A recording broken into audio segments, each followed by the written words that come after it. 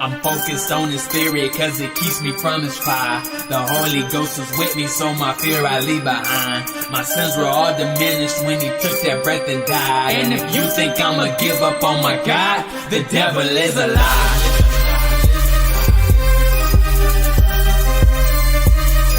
The devil is a lie.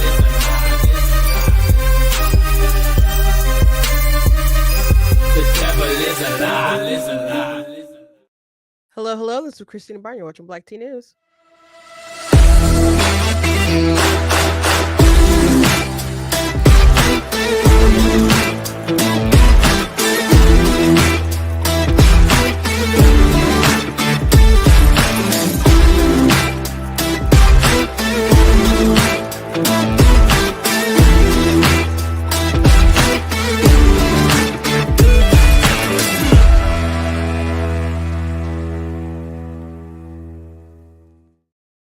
Hello, hello. Welcome to Black Tea News. I see fast people approaching the comments. Half Baked Potato said, "Oh, I'm on time for once." Hello, hello. Kit Kat, hey, how you doing?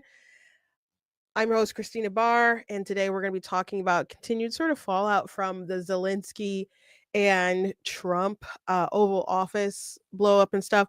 It happened pretty close to the live. So when I decided to watch the press conference, it was like 10 minutes we watched on the show together, which was like when everything really started to derail. But it was 50 minutes in total. But the 10 minutes was like when everything kind of blew up that we watched together, and definitely had some intense reactions. If you weren't part of the live and haven't gone back and watched it, I had some big eye expressions for sure. But since then, Zelenskyy went on Fox, and there's been all kinds of different commentary. And a lot of folks initially had a reaction like, oh my gosh, JD Vance and Trump, they like tag teaming and tag teamed him, and they jumped him or they plotted. And it was so wrong and disgraceful how they acted. But then people went back and started watching more, not just clips that were going around. And then I started seeing commentary from people who are pro-Ukraine and have been very supportive in the Ukrainian effort, and the US supporting the Ukrainian effort, went back and were like, oh shoot, no, Zelenskyy screwed up here. He screwed up big time. And that seems to be, I think, the main sort of focus from experts who've been watching this stuff. Like, maybe people still feel like Trump and Vance shouldn't have clap back in public, I guess, in front of the American people. But I don't know. To me, it seems like most people think that Zelenskyy just kind of screwed up. I'm not saying that people aren't sympathetic toward him and his plight and his war efforts and so on, but he made some errors, man. So we'll talk about it. We're not going to go back and watch like a lot of it again on Friday. I think it was kind of fortunate timing, at least I guess for our entertainment value, that it happened like right before the show. And a lot of people I saw online, and it was like, oh, I'm gonna have to address this on Monday. So I saw Ben Shapiro address it on Monday. I saw Meghan McCain said she would address it on Monday and other stuff. But we got to address it basically right after it happened. So we've had a little bit of time to digest it. So we'll definitely chit chat about it. Also, there's some border crossing numbers that have been down for this month I want to get into. And the Oscars was last night. I only kind of know about the best, was that best actor or was that best supporting actor? But McCulkin got it, and he gave a nice speech about wanting more kids. So that's something that people have been uplifting. So if we have time, I definitely want to play that. As far as who won what, beyond that, I think Zoe Saldana won, I think, for that crazy movie. And which there's blowback because it's like about a transgender operation. Amelia Perez is the name of the movie, but apparently people are angry at her because they found it insulting that they did a movie in Mexico and it's about the cartel, and so they find it offensive. So even when you try to go woke and appease the wokies will never, at the end of the day, be happy. They'll never be happy because they live on being triggered. But Well, let's get through the Zelensky stuff, and we'll see how far we have to go and how much more time we have. So, but before we jump into it, I encourage you guys to go to blacktnews.com, check out different content on my website, articles, reviews, etc. If you like what I do here, please consider leaving a donation on the website because it does cost to stream and run my site, all the good stuff you guys can support. I very much do appreciate it. You guys can check out different shirts like this. Shirt I made this when Trump was president the first time. It was like I voted for Trump, and all I got was historic peace deals, no new wars, tax cut, gas under $2, et cetera, et cetera. And this, this lousy t-shirt. I got other stuff, and I encourage you guys to check out some of my books as well. I have 18 altogether. 2 are nonfiction.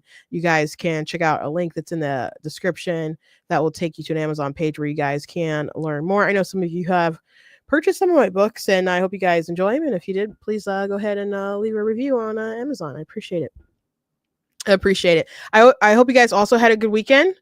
I had a great weekend. I told you guys that my church, the women's group specifically, put on an event for it was a worship gala is what we called it. And we sold tickets and we sang songs, worship songs, and there was some comedy and some testimony and other things like that. And we all got dressed up really nice. Everybody looked really lovely. And people bought tickets and there was food and stuff. And the proceeds went to a drive that we do to buy items for Pregnancy Crisis Center, and we donate it. So we had a nice time. And people came and they had a good time, and people also donated there. And so we had a good turnout. So I just wanted to update because I did mention it. So it was just really nice. By the way, my sister, my youngest sister, who the Life Drive was originally her idea, she got into a spat on TikTok with some folks because there was a video where someone was talking about I think Aztec culture, Mayan culture, something like that, and people are like, why do you keep talking about them? They did human sacrifice. And then he said a lot of cultures did human sacrifice. He's like, I'm not condoning human sacrifice, but like, why should I not talk about this particular culture because they did this thing? And then there's, I don't know, a bunch of Marxists, I guess, in the comments are saying stuff like capitalism promotes human sacrifice. And they said things like, someone in the comments was like, the America's does child sacrifice when it comes to the Second Amendment. So I don't think these folks quite know what, I don't know, human sacrifice is. We very much don't approve of people taking guns and killing children. That's not legal in the United States of America. But my sister wrote, abortion is human sacrifice. And boy, did those people get angry at her. And somebody ended up blocking her when she said that she helped women in need and, raised funds for Pregnancy Crisis Center. And they're like, oh, you're just too deep in the crazy if you're helping women at a pregnancy crisis center. It was so bizarre. Out of all the things to get blocked for, this is what she got blocked for. So she went on another account that she had, same name, same profile, but they haven't connected. It's the same person, I guess, that they blocked because they didn't block her again. And so one of them, I think the same person, had said something about pregnant people. And she's like, you mean mothers? And so now they're mad because they think she's anti-trans because she believes only, women can get pregnant. And TikTok just started flagging all of her comments where she said things like only women can have babies. Let me pull up her thing specifically that got flagged. And they were getting auto flagged because I'm like, are they flagging it or is it getting flagged as soon as you post it? And she said it's as soon as she posted it.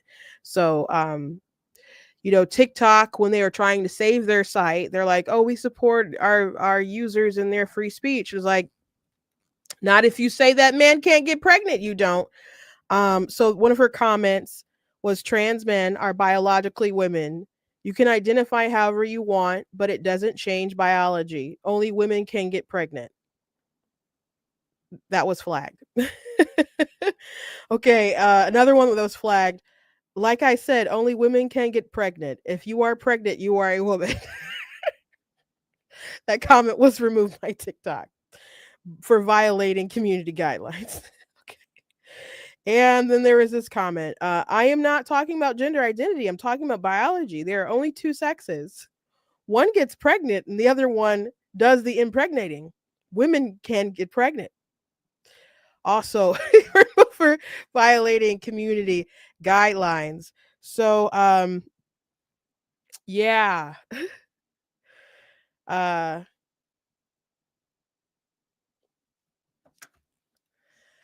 so she should at that point like 3 back to back to back. I don't want her account to get like deleted or something, but she did do a video for her following just explaining what's happening, saying in case my art is gone, that's why.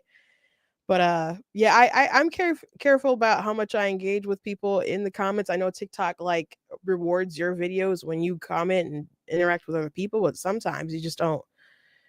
I wish you could mute people. Like on X, you can mute people and you can mute conversations if you're like kind of done with it, or you can remove your tag so people can keep responding, but they can't be responding to you.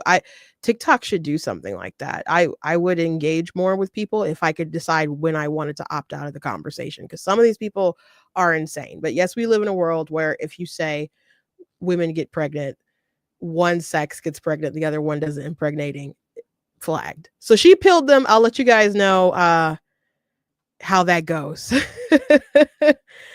um I'll let you guys know how that goes. But yeah, as far as the abortion thing, it's just you're not sacrificing to a god, but it's just like if you are having an abortion because I don't know, you want to be able to go to college or have an easier time financially, you are sacrificing that child for yourself so you can have an easier time financially or whatever. It is a human and you are sacrificing them. So it is like on the altar of self. That's what, we tend to say when we bring that up. But they were mad. I'm sorry, I didn't mean to get off track, but this is the last thing I want to say, and I'll move on. They were saying she does a bunch of different art, and so one of her pictures that she had in her background was when she did a Martin Luther King. Like, how dare you bring up these things about abortion and be against abortion while you have Martin Luther King in your background. I'm just like, what the heck is that? And so then she started talking about civil rights and how black people are disproportionately killed by abortion, and they didn't want to hear any of that stuff. Martin Luther King did support Planned Parenthood. That was prior to them doing abortions, and Margaret Sanger famously used black preachers to promote things at Planned Parenthood, but she was always a eugenicist who wanted to limit the population of the poor and minorities and feeble-minded and etc. So she wasn't a good gal, but Planned Parenthood didn't become like an abortion factory until after her.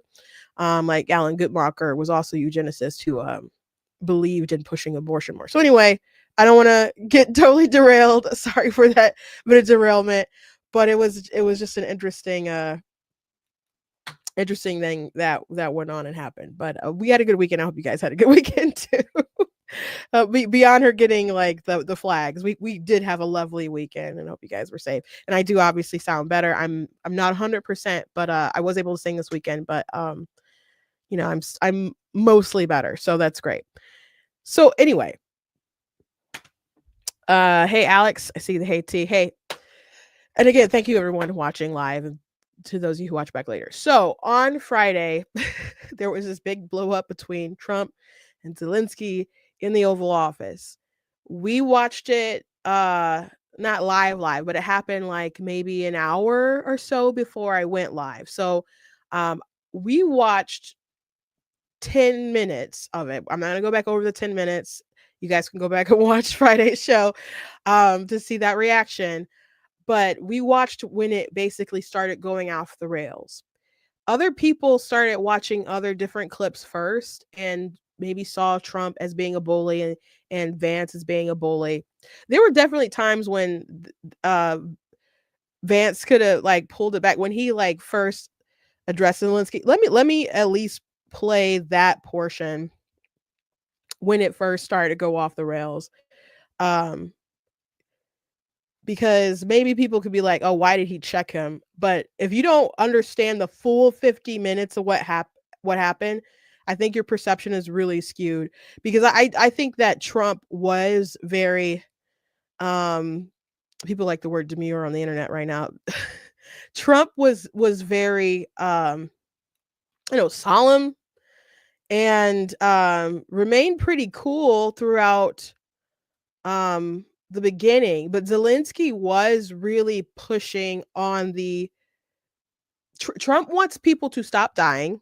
He wants there to be some kind of agreement reached. Trump was saying things on the campaign trail like, I'll have this thing negotiated before I'm even president. Now, obviously, that was a fantastical sort of campaign promise, but he was saying stuff like that because he wanted some kind of deal. He wants it to end because we are paying a lot of money. One, a lot of his constituents aren't fond of it. But yeah, the checks that he signs and the bombs and the weapons that we send out to different places and the lives that are lost, those are things that weigh on him. Those are things that he has hands in. So it may not be American lives that are dying, but he is signing off for people to be killed. And it is a good thing to defend your home country, and Russia is the aggressor. But the big issue here is that we don't see a pathway for Ukraine to win. Like, some people have compared it to the situation going on with Ukraine and Israel, and they're like, how can these people have all the support for Netanyahu and Israel and so on, and not they don't give Netanyahu a hard time if he doesn't want to ceasefire, which our government was pushing for them to do ceasefire, and they did eventually do a ceasefire. They did sign a deal, but how can you be so pro-Israel and be so frustrated with Ukraine and ready just to like suck it, Zelensky, like you're gonna take whatever you can get? Like, how can people feel that way with these two different situations? And the answer, and I've seen very rational people like bring up this criticism. Someone was criticizing Charlie Kirk, and they brought up those comparisons. And my response is, what is Ukraine's pathway to victory? What is their pathway to victory? Israel, I never had a question that Israel could go to make Gaza a parking lot if they really wanted to. If they wanted to wipe out Hamas, if they want to. And some of the things that Israel has achieved with Hezbollah and the whole beeper thing, it's just really impressive. Really impressive, the things that they have done. And they don't have to do the ceasefire. They could keep going and continue wiping Hamas out and whatnot. But they've accepted a lot of criticism from the world, even though their urban warfare, the manner and how they've handled it, is a lot more ethical than the US and other countries would have done in that kind of situation, or have done in those sorts of situations. They didn't have to do the roof kind of knocking, or the when they drop the stuff to let you know, hey, we're about to bomb. There's lots of things they didn't have to do and engage in their warfare, but they did because they wanted to minimize the casualties. But they had a pathway to victory. They have a pathway. The worst thing about their enemies, the Hamas and stuff, is, I mean, they ideologically are driven to destroy them, religiously and whatnot. So that's a tough ideology to get rid of altogether, when your enemy is so determined for you to die. It's not just about land. It's even beyond that, I think. But they Gaza, I don't swear or whatever, but that they bleeped around and found out that saying. That's Israel's situation. Now Russia unjustly went and, they don't want Ukraine to be part of NATO, so like you can understand like them not liking them getting closer to that goal and maybe feeling they want to come in and whatever, but they did invade, and you would like Ukraine to push back. But I don't see how they can win without involvement, and not just our money, but with like boots on the ground, because they've lost a lot of men. They don't even have a they don't have a replacement rate that, as far as their population. They it's just really rough. And then I just saw a chart that someone had reposted about Europeans and how they feel about how the West needs to do more. But at the same time, they don't want to do more. They don't want to do more. So let me pull this on phone so I can see it's a little. I'm not squinting on my screen. So we're getting lectured, or other people be lectured, but at the end of the day, I don't know what they want to do to achieve victory. Europeans can feel like we need to do more to achieve victory, but I don't know if anyone is willing to go the distance to actually achieve victory. So most Europeans feel like Ukraine is not getting enough Western support. So Denmark's says 66% not enough. Sweden 63% not enough. Spain 62. Britain 58. Germany 54. Italy 53. France 52. However, only a minority think their country should increase support. So as far as increasing, most people they want to maintain the levels of support, or and some people say reduce. Like Germany, the plurality is that they want to reduce levels of support, not increase them. Denmark doesn't want more support; they want to maintain it. Spain, they want to maintain it. That's the biggest there. France maintain. As far as the level of support increase, it's Sweden 29%, Britain 21%, Germany 21%, Denmark 17%. 17%. So 66% of people of Denmark think it's not enough, but only 17% of them want to do more. Spain, only 17 wants to do more. France, 14% wants to do more. Italy, 11% want to do more. That's wild. So who is it who they expect to do more? Who is it that they expect to do more? That's the question. I think you all know the answer is us. And then the world leaders and all these folks, they're tweeting. We stand with you, Zelenskyy. Oh, there were so many tweets, and he was going around replying to all the tweets after this blow up in the Oval Office. And they're saying they'll do it, but they're probably not gonna. They're probably not gonna. And I understand why they don't want to put more troops, their own troops and stuff on the ground, because that will aggravate Russia too. And then who knows how deranged they are, and that you might trigger World War III. You might start getting nuclear weapons involved. I don't know if it's going to be that deep or whatever, but they're not going to do what's necessary to achieve total victory. So if we're so what's a long-term strategy for us and everyone? Is it just to allow Ukrainians to sacrifice themselves so Russia can keep sacrificing themselves, not totally sacrifice themselves, but wound themselves so they'll be like a less of a threat on the global kind of scale, and we're just slowly trying to deplete their military? Is that why we're allowing the Ukrainians to sacrifice themselves? And they're going out there, they're defending their country and stuff. But Trump doesn't like the idea of it. He doesn't like the idea of all these people are dying on his watch for every check that he signs. And he wants that's what he talks about when he talks about this issue a lot, is all the death. And that's something that he mentioned in the Oval Office. So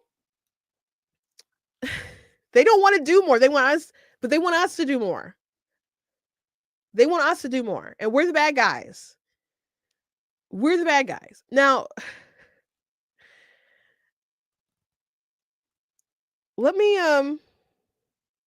I said I would play when it started going off the rails. So let me go back and find that for you guys. We're not gonna watch this whole 10 minutes again. You guys can go watch that on your own. But I'm just gonna play the beginning of this 10-minute clip, and then I'll talk about what happened before this. You want me to say really terrible things about Putin and then say, "Hi, Vladimir, how are we doing on the deal?" It doesn't work that way. I'm not aligned with Putin. I'm not aligned with anybody. I'm aligned with the United States of America, and for the good of the world. I'm aligned with the world, and I want to get this thing over with. You see the hatred he's got for Putin. It's very tough for me to make a deal with that kind of hate. He's got tremendous hatred, and I understand that, but I can tell you the other side isn't exactly in love with, him either. So it's not a question of alignment. I'm aligned with the world. I want to get the thing set. I'm aligned with Europe. I want to see if we can get this thing done. You want me to be tough? I could be tougher than any human being you've ever seen. I'd be so tough. But you're never going to get a deal that way. So that's the way it goes. All right, one more question. I want to respond to this. So look, for 4 years in the United States of America, we had a president who stood up at press conferences and talked tough about Vladimir Putin, and then Putin invaded Ukraine and destroyed a significant chunk of the country. The path to peace and the path to prosperity is maybe engaging in diplomacy. We tried the pathway of Joe Biden of thumping our chest and pretending that the president of the United States' words mattered more than the president of the United States' actions. What makes America a good country is America engaging in diplomacy. That's what President Trump is doing. Can I ask you? Sure. Yeah? Yeah. Okay. So he occupied. Ew, ew, ew, ew. So this this is the moment. This was he should have known better. He shouldn't have, whatever. And Zelensky like argued with Trump at different times. Like he just kept digging his own grave, as far as this whole thing went. But this is where the big blow up happens. But and JD was taking a swipe at Biden. What he said was very true. Trump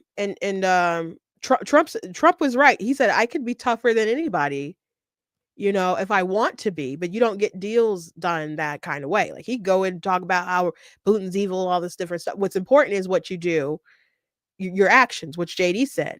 Like people can complain about how Trump would talk about Putin and not be too mean in public, but then he would do a lot of sanctions or whatever on Russia. He was tough on Russia. And so you have Biden and them who talk tough and they're like, don't remember Joe Biden? He'd be like, don't. And just sometimes he just whisper into the microphone and people wouldn't care.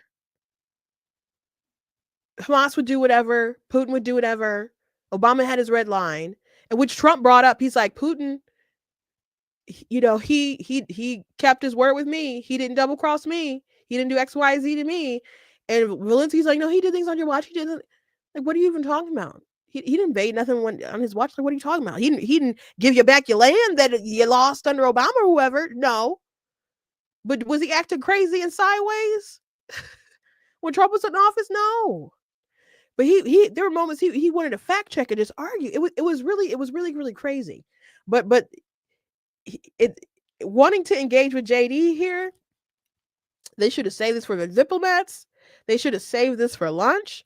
But this was the moment where everything got thrown out. And I don't even think most people who were commenting at first even saw this much of it, but it maybe just saw like Vance's response after Zelensky. But I think we saw a lot of context on Friday, but you really do have to watch the whole 50-minute thing. Divided our big parts of Ukraine, part of East and Crimea. So he occupied it on 2014. So during a lot of years, so I'm not speaking about just Biden, but those time was Obama, then President Obama, then President Trump, then President Biden, now President Trump, and God bless, now President Trump will stop him. But during 2014, nobody stopped him. He just occupied and took. He killed people. You know what the contact 2015. 2014. 2014 and 2014. Yeah. So I was not here. Yeah, but That's exactly right. Yeah, exactly. Trump wasn't there. Let's leave it at that. Leave it at that, boy.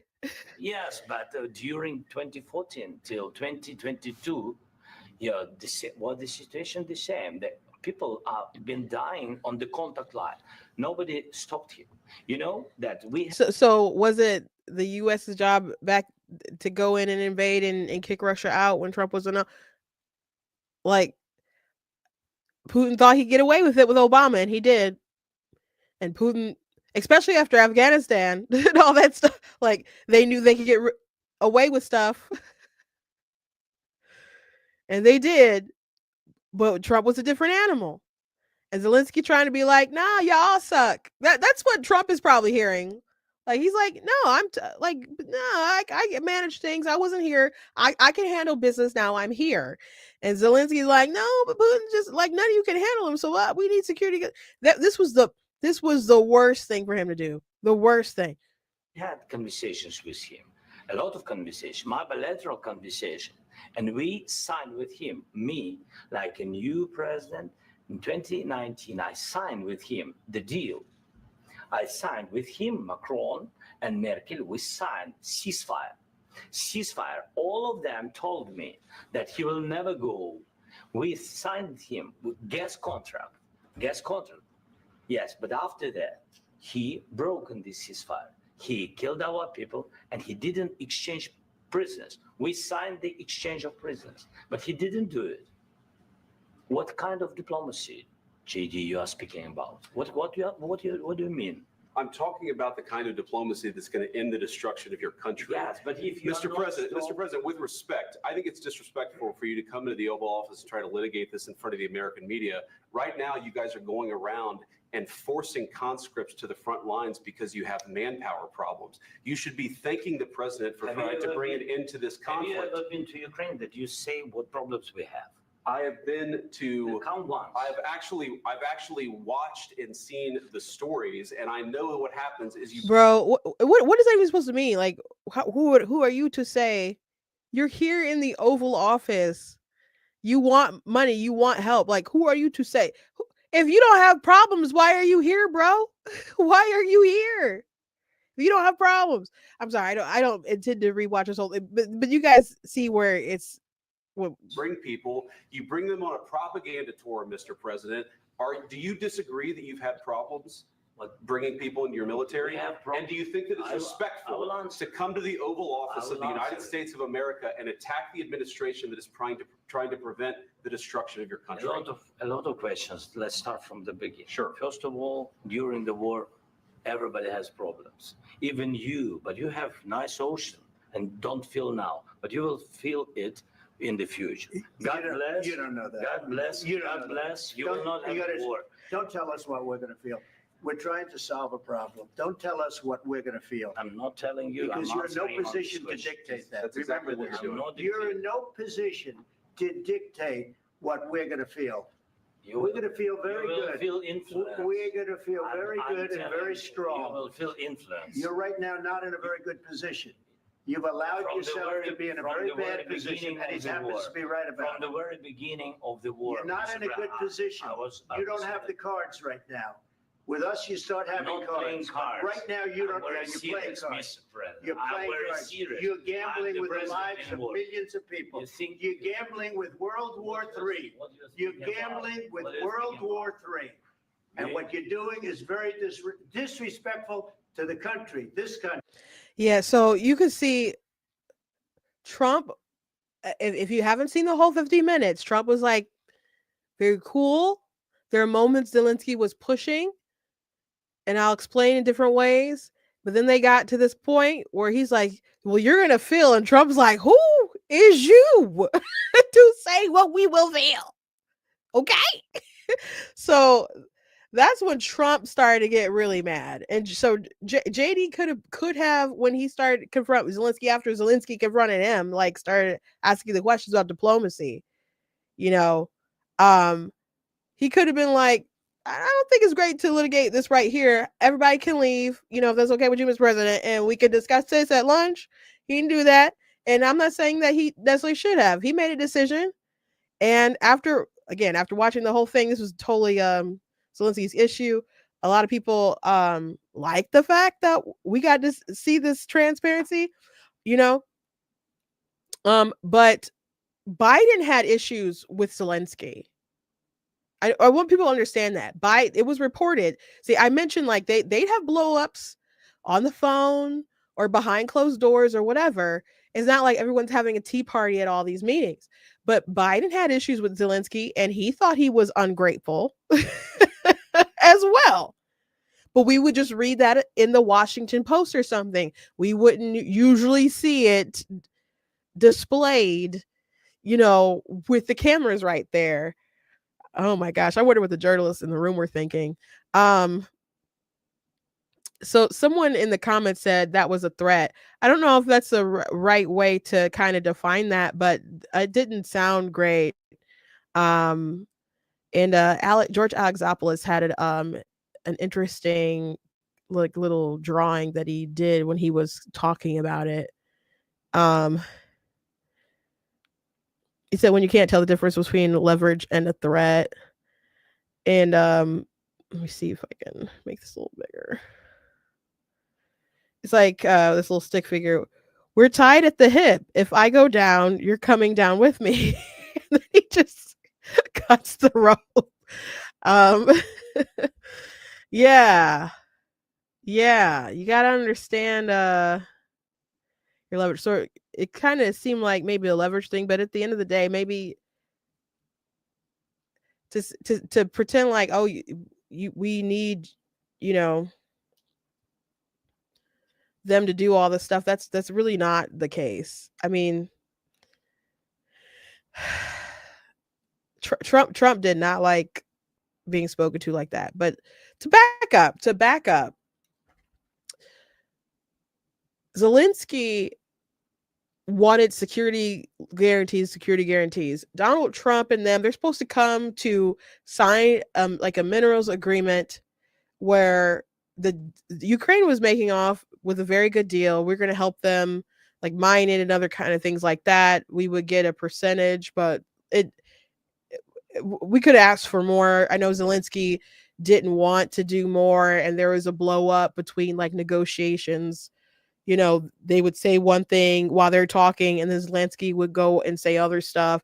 And then so the U.S. and it was already ticked off and annoyed with Zelenskyy, but they came to a deal that was really beneficial to the people of Ukraine. Now, Trump's attitude, and what I was explaining on Friday, is that if we have a vested interest in Ukraine financially, where we're going to get something back, and we're actually working on the ground and we have workers there, we're not going to leave our workers totally unprotected. So there's probably going to be troops there to at least ensure their safety or whatever. There's going to be some kind of security. We're entangled in a way that's good for Ukraine. We're entangled in a good way, rather than just signing a agreement like you don't do this, and we're all going to go on our merry way. What does that do? But if the U.S. is like, oh no, we got some money down there, we're not gonna just let people come and take this land and invade and destroy the country, bomb it. Like, no, we got our minerals and stuff. We get money off that. Like, no, you better back off because it's our money. You messing with. You know, there was incentive there for us. So he should have just showed up, been quiet, signed it, went to lunch. That's all he had to do.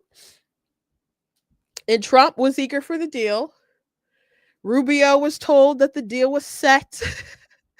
The pictures of Marco Rubio just sitting on the couch upset are so funny. Because he's just probably annoyed with all this really blowing up. But especially knowing how much work he's put into it. You know. But Trump was like, okay, yeah, we're gonna do this. And Zelensky's like, we need it. We need security. And people are asking about security guarantee. And Trump's like, security, that's easy. Let's just get it done. He wants to financials, whatever. That's what he's focused on. And Zelenskyy keeps bringing up Putin is bad. Putin breaks our ceasefire deals. Putin is evil. At one point, he said the person who invades has to pay. That's how it is.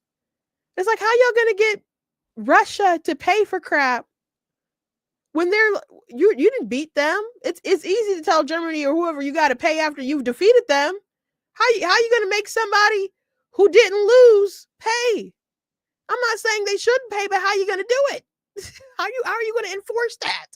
So he's saying all kinds of wild stuff. And at one point, he's like, I brought these photos of prisoners, and he's like, can I pass them out? And Trump's like, sure. And he starts passing out photos, and he hands them to Trump, and Trump's just like, yeah, that's tough. And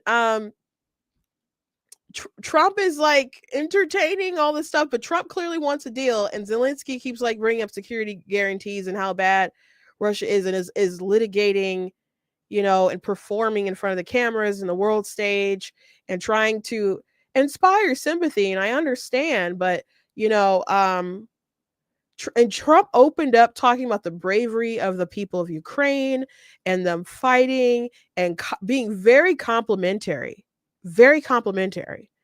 But Zelensky just wanted to control the conversation and point it toward another direction. And it became the most obvious when JD opened his mouth to trash the Biden administration on their failed diplomacy. And then Zelensky's just like, nah, all y'all suck on diplomacy because none of y'all stopped Putin or drove him back or whatever. It was just, really bizarre. And so then eventually you get to that point where we started watching on Friday and those last 10 minutes. So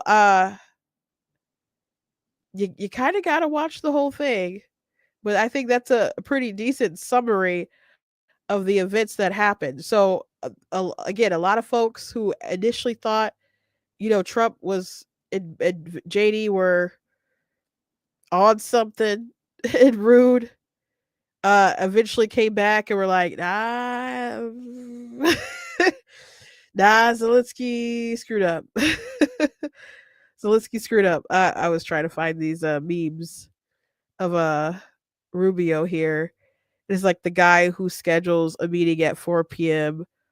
on Friday versus the rest of the team. So here's that image of Marco Rubio during that meeting.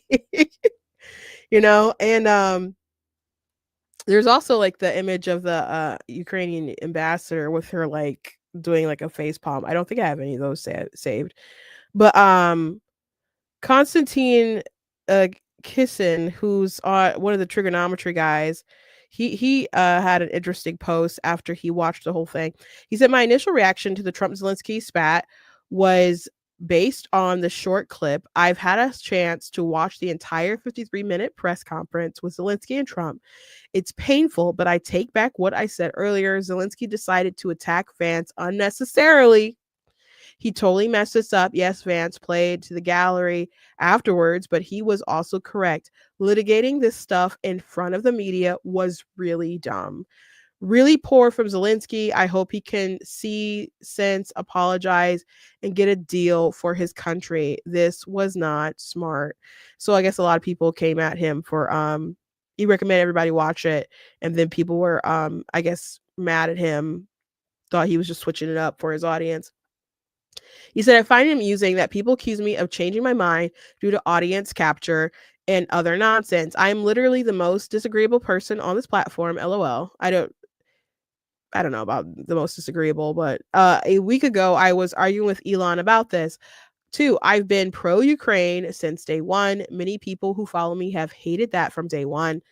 I haven't given a single bleep since day one. Number 3, truth is truth. Zelensky messed this up bad, and I hope for the sake of Ukraine, he can find a way to claw this back. So those were kinds of comments. There's people on the left who just, were still Trump, Vance bad. And the conspiracies like Vance and Trump set him up were just, I think if you watch the whole thing, it's just so ridiculous. Even when someone asked Zelensky in the press conference about like, why aren't you wearing a suit? Like, are you just wearing a costume and stuff? Trump, though I'm sure probably would have preferred if he showed up in a suit and tie, was like, no, I like how he dresses, and tried to diffuse it. Trump was really trying to be diplomatic and was for the most part. Really was for the most part. So they screwed up, guys. They really screwed up. Jake Tapper had posted this on Friday after this, though Jake Tapper's not one of our favorite people, but he said this is a pro-Ukraine expert, normally supportive of Zelensky, cautions that today's showdown should be seen in a clear-eyed way. Ukraine is losing this war, the expert says. Russia is making tens of thousands of drones per month, and Ukraine can't shoot them all down. Russia is making advances because Russia doesn't value human life. It is okay to lose thousands of men a day. Ukraine can't keep up with that and shouldn't. There needs to be an end to this war, and there are only 3 ways out. 1, America could send military weapons and manpower, and potentially this starts World War III. 2, Ukraine can surrender and give in to Putin. Or 3, we give this ceasefire plan a deal that Trump is pushing a chance. I would go for option 3. Trump was talking about Ukraine getting land back that it has lost just yesterday. Zelenskyy knew the position of the Trump administration ahead of time. Perhaps this meeting was a trap, but it's one Zelenskyy could have easily avoided. Yeah, I don't see how it was a trap, but he definitely could have avoided it.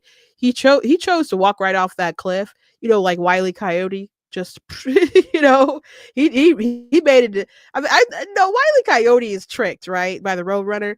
This man made a decision. This man made a decision to choose violence, and he did not have it in him. He did not have it in him, man, to be able to bring it to its. I don't know. He really failed there. I want to show some more clips about this. Here's Rubio when he was asked if Zelenskyy needed to apologize. But what specifically do you want to see President Zelenskyy apologize for? Well, apologize for turning this thing into the fiasco for him that it became. There was no need for him to go in there and become antagonistic. Look, this thing went off the rails. You were there, I believe. It went off the rails when he said, let me ask you a question to the vice president. What kind of diplomacy are you talking about? Well, this is a serious thing. I mean, thousands of people have been killed, thousands. And he talks about all these horrible things that have happened to prisoners of war and children, all true, all bad. This is what we're dealing with here. It needs to come to an end. We are trying to bring it to an end. The way you bring it to an end is you get Russia to the table to talk. And he understands that attacking Putin, no matter how anyone may feel about him personally, forcing the president into a position where you're trying to goad him into attacking Putin, calling him names, maximalist demands about Russia having to pay for the reconstruction, all the sorts of things that you talk about in a negotiation. Well, when you start talking about that aggressively, and the president's a deal maker, he's made deals his entire life, you're not going to get people to the table. And so you start to perceive that maybe Zelenskyy doesn't want a peace deal. He says he does, but maybe he doesn't. And that active, open undermining of efforts to bring about peace is deeply frustrating for everyone who's been involved in communications with them leading up to today. And I think we should apologize for wasting our time for a meeting that was going to end the way it did. Someone said, Abel said, Zelenskyy has short man syndrome. He was looking for a free check and boots on the ground. I think that's probably what he was looking for at that point. Trump isn't sending boots to go fight his war.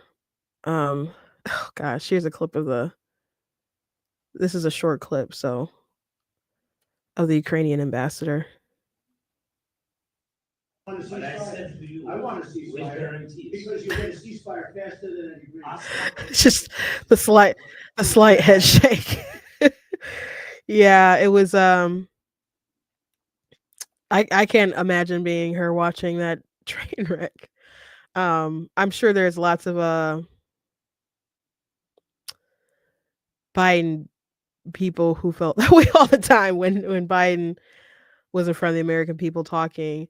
There was a clip on CNN that I had too with Scott talking to someone, and they're like, I agree with Scott. Here we go. On Laura Coach show. I don't know if he needs an apology. He needs Zelenskyy to recognize the position that he's in. Which to you is what? We're their patron.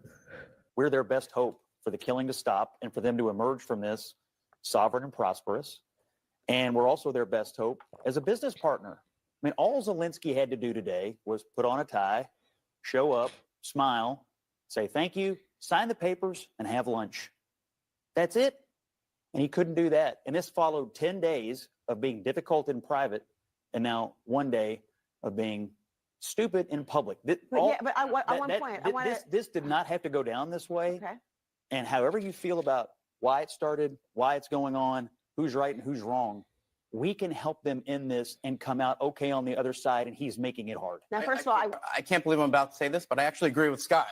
And everything that he said was basically right. Wow. I know I'm going to get killed on social media for admitting that, but so be it. And the fact is that it doesn't matter whether Vice President Vance planned it or just took the opportunity to bait Zelenskyy. Zelenskyy took the bait, okay, and he shouldn't have. He made a mistake. Now there's some people saying not Zelenskyy, that JD Vance needed to resign and all kinds of different nonsense. Now there were interesting takes too of people saying people are flipping out. Like there's one viral video on TikTok of a man crying because of the spat. And they're like, if this offends you that much, it just shows that our culture is too effeminate. If you are so offended by three men going at it and just having a heated discussion. And I think that's true too. I mean, diplomatic discussions like that going sideways can have very real world repercussions. So maybe it's just not that simple, but if you're crying on TikTok, you're a full grown man. Yeah, I think that does speak to maybe a society being a little too effeminate. Again, we know that these conversations are going on behind closed doors. We just got to see it. And again, Scott said he's been difficult in private the past couple of days, and he was stupid in public. I already mentioned Joe Biden thought Zelenskyy was ungrateful and, said negative things about him. And that's something that we haven't seen him go off about, but I've read it at least in the papers. So this kind of stuff does happen. So it's just a reality. Abel Hernandez said it is refreshing to watch a vice president get involved. They really usually don't do that. Trump has always been a bit different. I mean, he was he utilized Mike Pence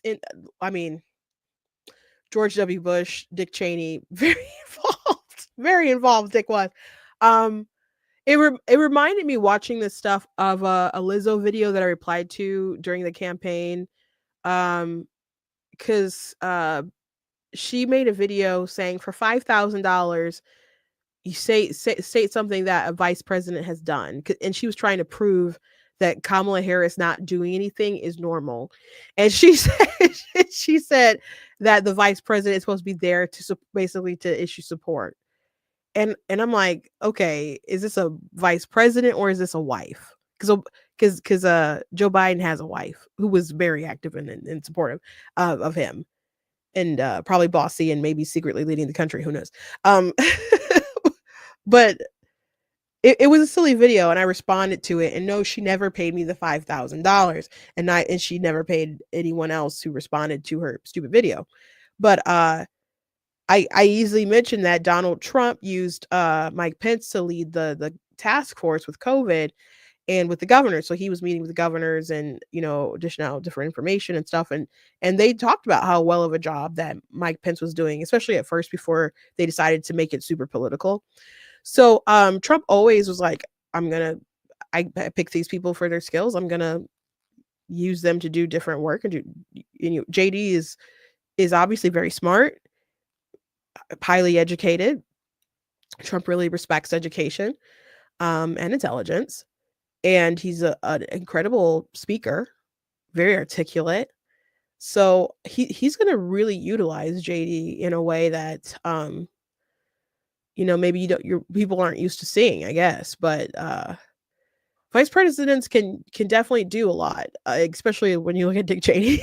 But I just thought Lizzo's take was so ridiculous, and she certainly did not pay me my $5,000. She certainly should have, though. We can just look at last thing we'll probably look at before we move on is maybe Zelensky's video when he was on Fox. And I think I'll pretty much be done with this topic for now. He said they said something else today that Trump tweeted, and they're still like, you don't want peace. You don't want peace. And I don't unless the goal is just to provoke the world and make everybody really mad at America and pressure them into putting boots on the ground, which isn't going to be a thing. It's not a thing that they're going to be able to bully us or emotionally blackmail us into doing. It's just not going to happen. we're not going to march into battle and just get all the land back that they lost. That's not going to happen. The best thing they can do is to have some kind of deal where they negotiate. And as far as security guarantees, having America having a financial investment in Ukraine that benefits us, that incentivizes us to keep them safe or keep people from taking their land and so on, or if we have workers who are there working and you know we don't want them to die, so there's going to be some stuff. Trump was saying we'll get this deal done, the security stuff is easy, it's easy, but he just kept pushing and pushing and pushing. It's really crazy. President Trump said after your meeting that you disrespected him and the vice president and all of America in the Oval Office. Do you think you did? And do you think you owe an apology to President Trump? Thank you so much. First of all, thank you for the invitation for this dialogue, and good evening to all your country, to all Americans. I'm very thankful to Americans for all your support. You did a lot. I'm thankful to President Trump and to Congress bipartisan support. And I was always very thankful from all our people. You helped us a lot from the very beginning during 3 years of full-scale innovation. You helped us to survive.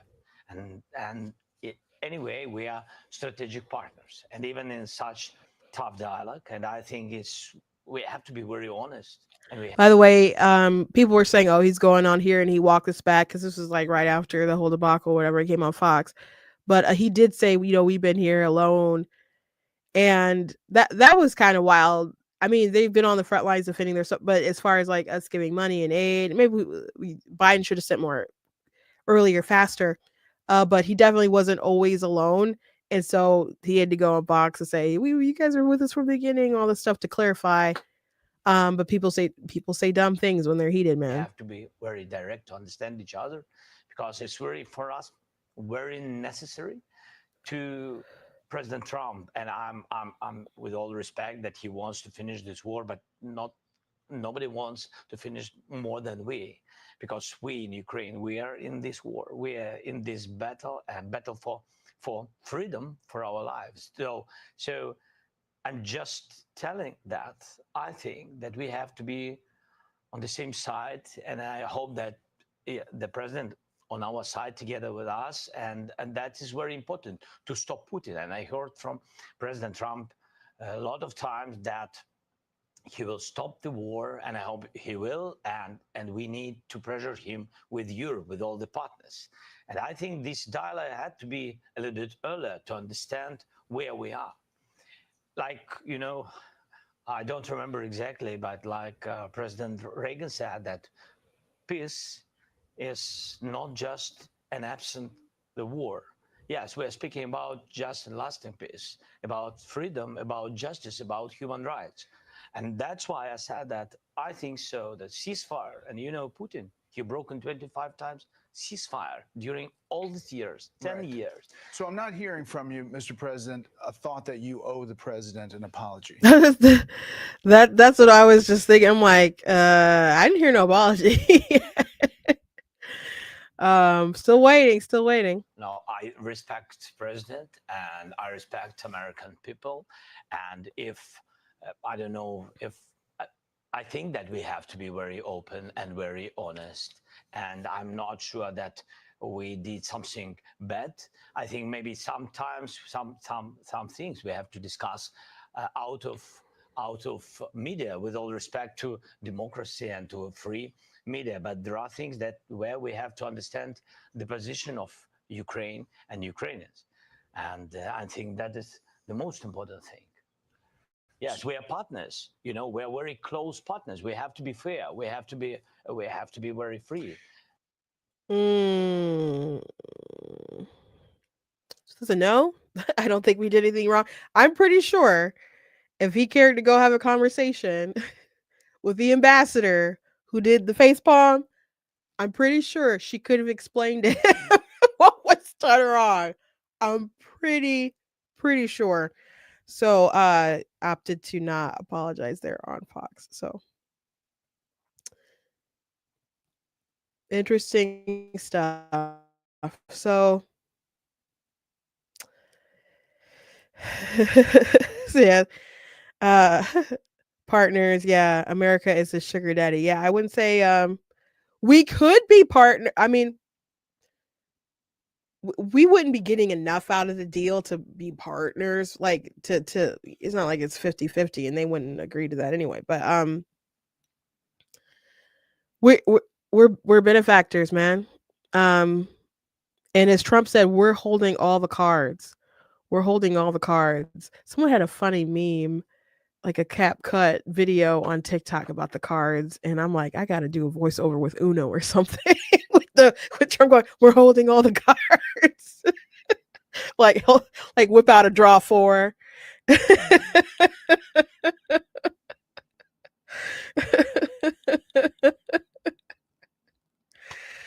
um uh I think there's a bit of a language barrier, not necessarily in the words, but the slangs and hidden meanings. I think that's the case with some of this stuff too. Um, and he's speaking himself or rather than with an interpreter or something like that. So, you can blame some of this stuff on language barrier, but Zelensky's been around the block. He's dealt with a lot of different leaders. His team has dealt with the U.S. privately, publicly, whatever. They, maybe some of it you can blame on the barrier, but a lot of it was just he made a stupid decision. With the cards reference, yeah, maybe he's like, because we're not playing cards. I don't know. It seems like I guess I wouldn't know if they wouldn't know, but I would figure that be something you can figure out in the context of the conversation. But he shouldn't have said the stuff that he said to even get Trump to the point where he said the comment about the playing the cards. So he screwed up there big time, and I think most honest people can acknowledge that. So yeah, my whole opinion at the very beginning of all this, I think it's awful what's been happening. I think the loss of life is terrible. I would like to see Putin defeated and all that stuff. I just don't see a pathway for their victory. And to me, I didn't like all the propaganda from the media, from the world, from the Biden administration, with the rhetoric of like, this is the most important thing. We have to stop Putin. We have to save democracy. We do that through Ukraine. And but it was very clear through our actions and what we were willing to do that it wasn't actually the most important thing ever. So be honest with me about the conflict. Like it's very bad, and I understand why we want to fund Ukraine, for them to fight, depletes Russia, it for the sake of Russia not moving forward, gaining more ground. Like I understand some of those things, but the extra sort of rhetoric, like you guys remember when there were 17 intelligence agencies saying that Russia colluded or not colluded, but it interfered with the election in 2016. And which people are like, there's 17 intelligence agencies. Like, what the heck? Like, why is the Coast Guard like investigated this? And it was like, I don't know, maybe 4, and then everybody signed off on it. But they wanted the narrative of all the intelligence agencies being like together on this narrative so they could demean Trump and his victory, which would demean his presidency and like just cut the legs right from underneath him as far as his legitimacy and how he ran things. And they continued that narrative and paired it with the Russia collusion and and obstruction and all that stuff. But Trump was just like, 17 intelligence, that's crazy. Like that doesn't make any sense. It's like 4, it's not 17. But they just built up the narrative to be able to really pounce on them and prove a point. But by you not just being honest, by your exaggerations, you make people not want to trust you. Because if someone is wrong, like I would have been accepted just one intelligence agency bringing credible evidence, and that's that. But to just try to ghetto ring everybody in all the other agencies as if they all looked at it and did their own separate investigations to affirm, yeah, Russia interfered with our election. Like I knew that didn't happen, but but that's what they were pushing because their narrative was more important than the truth. So this one just kind of reminds me of like you don't need to do all the extra stuff. Like I know it's obviously bad that Putin did this. It's good that he stopped. But don't act like civilization is about to fall if this goes down. And if that is the case, where if you think that's really going to happen and it's do or die, then we're not acting like it's do or die. And I'd appreciate if we did. But you gotta, in church we have a saying. My pastor was my brother. He has a saying when we sing songs. He says, "Sing it like you mean it." When you say stuff, you gotta mean it. You gotta act like it. You gotta live like it. Like, don't take me for a ride, man. Anyway, I wanted to mention this stat about border crossings, illegal southern border encounters, rather. The February numbers. In February 2022 was 166,010. 2023, it was about the same at 156,000. And it was up more in February of last year with 189,000, almost 190,000. So this February, it was 8,000. It seems like a significant difference. That seems like a significant difference. And it's worth mentioning, as his tweet says, what was that about needing a bill again? What was it about needing a bill? Because you had all the open borders, people coming across, which was very clear that the Democrats, they just wanted that. Biden didn't want to close the borders. I was pretty sure that they made Kamala Harris the border czar because they hate her. I think that's why they made her the border czar, because they weren't too fond of her and they were setting her up to fail. Because I'm like, how the heck is she going to solve the border? And with all the things that she said about the border, how she wouldn't fund it, and it was a medieval vanity project, and she didn't believe in detaining people. She just said some wild stuff. I mean, she should have been the vice president anyway, but out of all the people to put on the task at the border and make the borders she was obviously a bad one. She had that crazy, we've been to the border, you haven't been to the border. And I haven't been to Europe. Like that moment, she was awful all on herself, on her own. But I think the reason why they made her the border czar is because they didn't plan to solve it, or they didn't know how to solve it. They weren't going to solve it. And they wanted to say that Kamala was the border czar. If she sucks butt, that's on her. I think she was over that because they hate her. Honestly. But there was a narrative, especially as the border continuously became an issue, not just on the right, but in the middle, and even on the left. People were concerned about the border. It became a number one issue. Then they wanted to pass some stuff that wasn't going to really solve issues, but they wanted more money. They're like, so we can fund border agents and stuff. And they're like, but you really want to use the money to help, like, to fund these different groups that are going to continue filtering people in the country and like getting them into the interior faster. Like that's what you really want the money for. And you guys aren't shooting down drones from the cartels that are over on the border. You guys are sending sort of mixed messages to people that encourage them to come, and that's why there's so many here. And you're just not doing your part. You're not enforcing the laws, was the issue.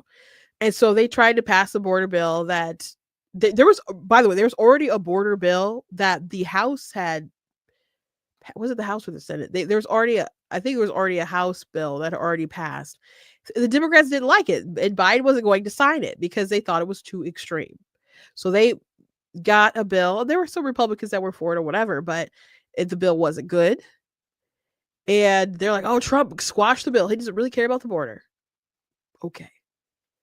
Trump really doesn't care about the border. His like top issue for which he came in 2016 on fire about, doesn't really care. That's the narrative that you're running with.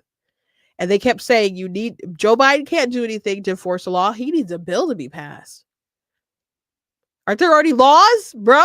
There's already laws. It's already illegal. You didn't need a new bill. They just need to enforce the laws. It disincentivize people from coming illegally. So we have had a change in the guard. Trump did some executive orders. And, already people's sentiments have drastically changed about trying to come here, especially knowing that we would send people back. A lot of the people that we've already deported, they're not people who were just like freshly investigated. A lot of these people who've been deported so far are people who already had like removal orders. So they're just playing catch up on what Biden wouldn't do anyway. So they could have got these numbers down. They could have. But this narrative that Kamala was pushing and running on, like, oh, we need to pass a bill. They didn't do the Senate bill. Trump is bad. Hogwash. Joe Biden could have made moves to get these numbers down. But it's kind of hard to deter people after you've convinced them for so long that you weren't going to do anything. So yeah, but I just wanted to give you that update. So that's good news. A lot of it is just your attitude about how you're gonna enforce the rules and stuff.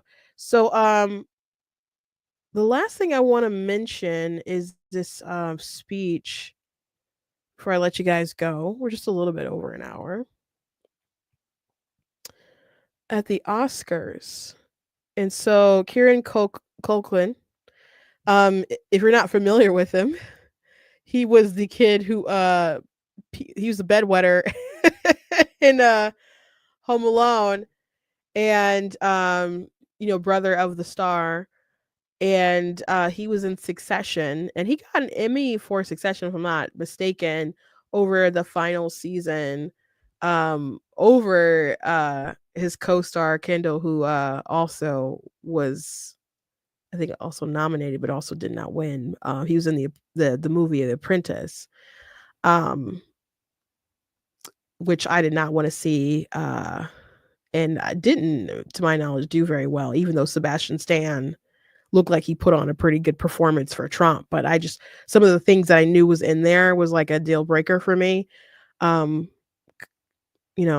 which is unfortunate. You can see when he talks about the film, Sebastian Stan, you can see he's frustrated. But anyway, Kieran Culkin made a speech about it's his first Oscar, and he's not someone I would have just kind of thought about one day getting an Oscar, but he used it to say that he wants his wife to go home and make babies with his wife. Oh my God, that's crazy. I don't even know Mr. Downey, sir. Thanks for handing this to me. This means a lot coming from you. Thank you. He's right, by the way. Jeremy, you're amazing in The Apprentice. It's fine.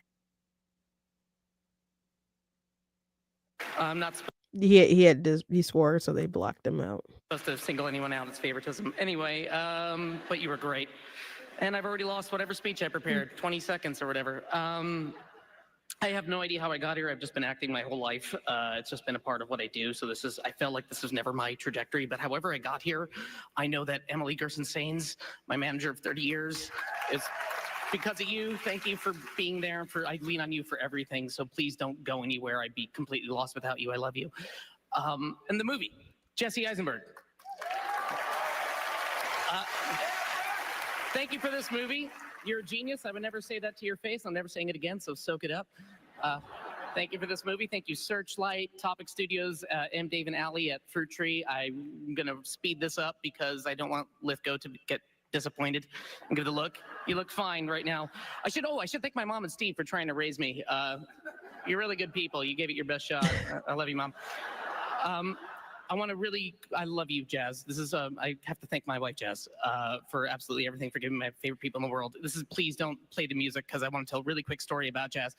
About a year ago, I was on a stage like this, and I very stupidly publicly said that I want a third kid from her, because she said if I won the award, she would give me the kid. It turns out she said that because she didn't think I was going to win.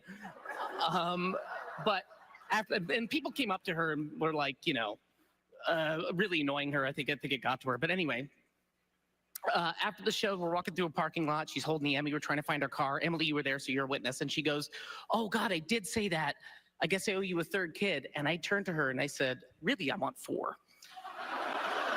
And she turned to me. I swear to God, this happened. It was just over a year ago. She said, "I will give you 4 when you win an Oscar." I held my hand out. She shook it, and I have not brought it up once until just now. You remember that, honey? You do? Okay. Then I just have this to say to you, Jazz. Love of my life, ye of little faith. No pressure. I love you. I'm really sorry I did this again. And let's get cracking on those kids. What do you say? So, oops, I'm sorry, I didn't mean to pop that up. But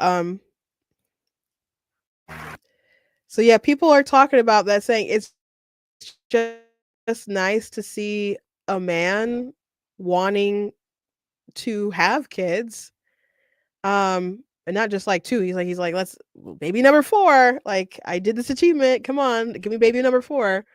And to be happy about that, to want kids, and to use that moment, his platform where he's got this great moment of success, like highlight of his career.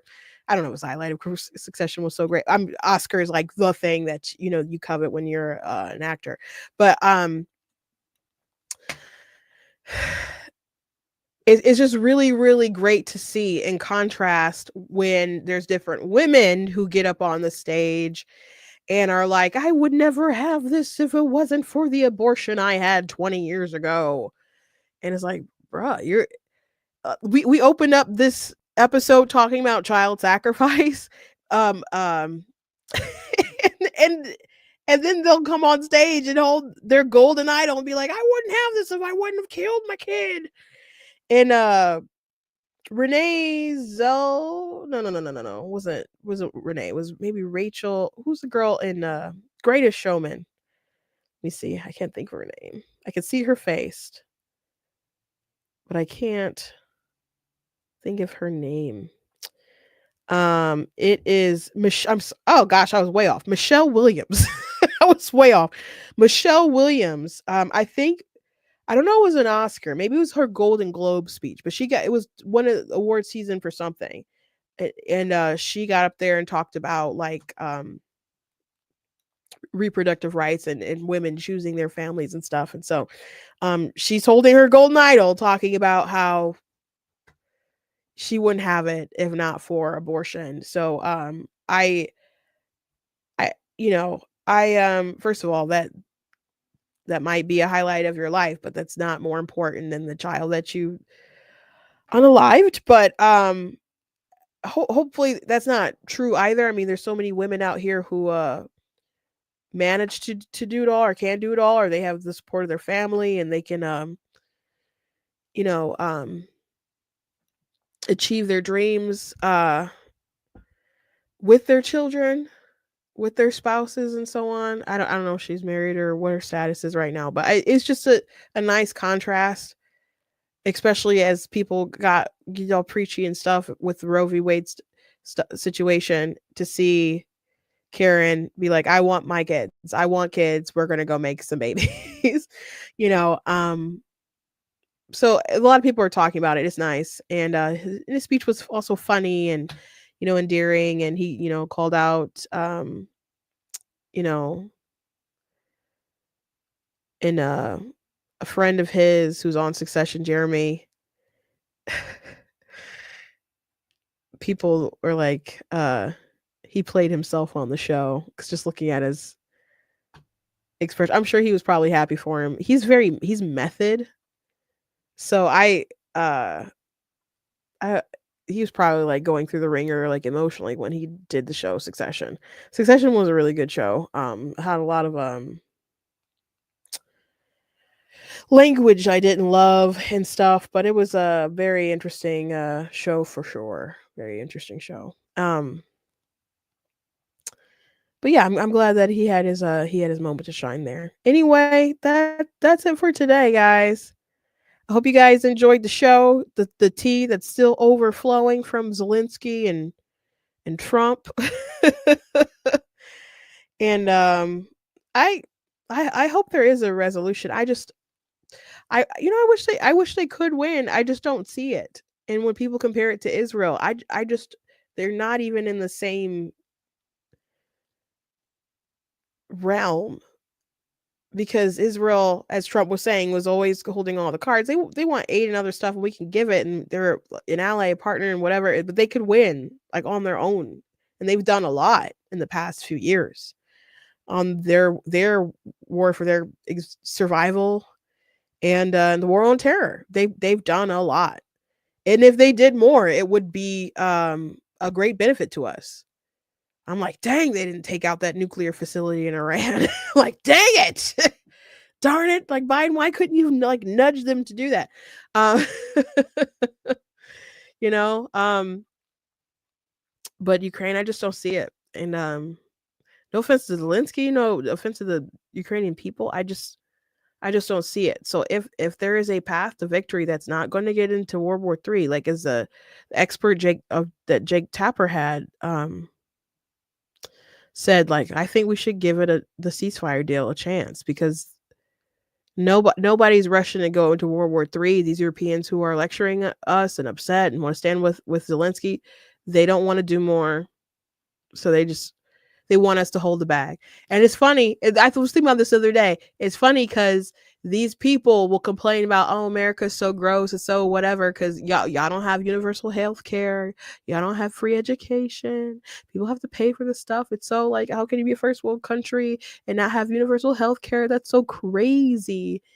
And it's like, oh, first of all, don't we subsidize the freaking world? Y'all want us to pay for all this war, do all this warfare, fight your battles for you, and you're like, yeah, well, why don't you have free healthcare? We have a heavy load, and you want us to bear your burdens too. It's just a lot. It's just a lot. So before they come for the U.S. and some things that we don't have, maybe they should consider all the things they ask us to give up on their behalf. So anyway, thank you guys for joining me today. Please go to blacktnews.com, check out different content on the website, articles, videos, etc. If you like what I do, please consider leaving a donation on the website, because it does cost to stream. Remember my site, all that stuff you guys can support. I very much do appreciate you guys. Thank you to those of you who watch live, and to those of you who watched back later. Those of you who came in late and decided to watch it at 2 times speed so you can catch up live. I see you in the comments. Thank you guys so much. And I will see you on tomorrow. God bless.